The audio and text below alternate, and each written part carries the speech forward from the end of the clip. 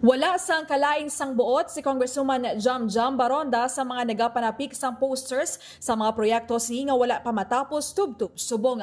Suno kay Baronda nga ginabaliwala lang nila ang mga anuman nga black propaganda batok sa iya. Dugang pasni nga dapat positibo lang kag padayon ang pagbulig sa mga nagakinahanglan. Sandam lang matandaan may mga posters nga ginpanapik sa multipurpose hall sa Barangay Concepcion City proper kag Barangay Katiling Banmolo nga nagapanawagan kay Baronda nga tapuson na ang iya proyekto bangod naghatag na sa uol sa mga pumuluyo. Ang black propaganda nyo, sige nyo lang, good luck.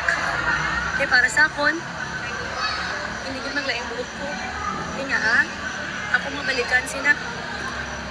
I need only to make sure ng mga negative yung ginambutatag sa atong kinapoy. Let us turn it into positive. Report nagikan sa Iloilo City inis kay K5 Jenny Kauyon para sa kampyon na balita sa serbisyo publiko kay Kalingawan sa Iloilo K5 News FM. Ang ining balita ang ginadulong sa inyo sang DTX Coffee Mix. Himo sa natural nga sangka pareho sang amarkuso, chia seeds, sugared cane extract powder. DTX Coffee Mix. Nakakapi ka na, naka-detox ka pa. DTX Coffee Mix. Mabakal sa mga butika.